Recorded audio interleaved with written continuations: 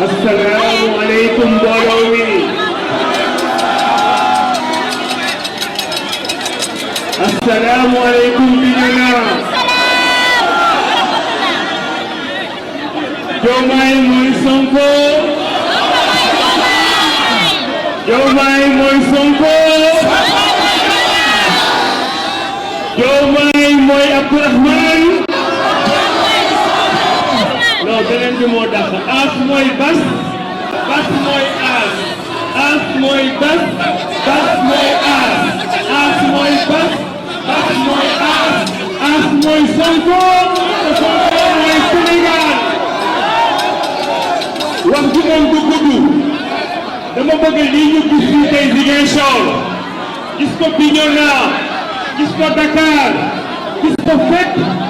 le 24 mars. ñu def ko benn coup d'eau. Diomaye Faye nekk 5e président de la République du Sénégal. ñu koy fêter son anniversaire le 25 mars 2024. jërëjëf jërëjëf Bignona jërëjëf. waaw merci Astou dañuy jox suñu benn yaay boo xam ni nee na Diomaye mooy Sonko Sonko mooy Diomaye mais suñu yaay ay dëkkooj nee na mooy yaay Sonko di yaay Diomaye ñu jox ko dara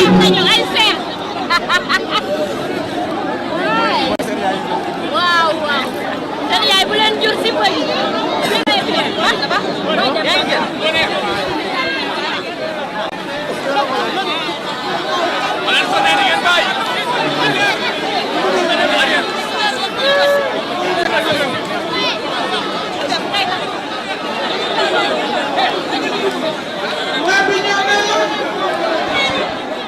Diomaye mooy Sonko Sonko mooy Diomaye waaye Aïda mooy seen yaay.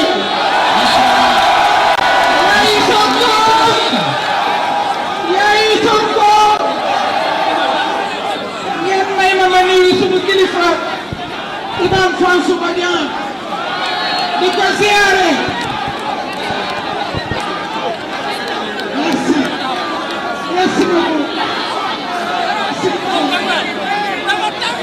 waaw ma ne ku am doom di tudd Ousmane Sonko lan ngay def ko doo doon gox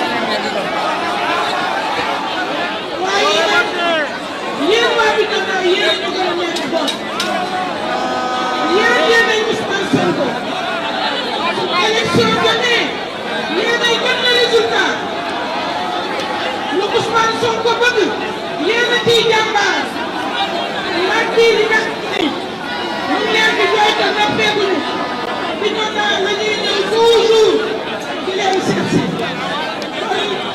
ñu ngi leen di nekk di leen masaw mais li ngeen bëggoon yëpp am ngeen ko li ngeen bëggoon mooy li fi nekk changé li ngeen bëggoon mooy projet Ousmane Sonko taxaw projet bi tey dafa nekk tey projet Sénégal Ousmane Sonko joxaat na Sénégal beneen leçon lu ngeen yaakaaroon ci moom tey war na ko Sénégal joxe na leçon de générosité wane ngeen ni seen champion bi mën na partager wane ngeen ni seen champion bi Sénégal moo ko ñor loolu nag tey moo tax mu andi leen frère am di xaritam topp ci moom di fakkastalu ko ñuy Bassirou Diomaye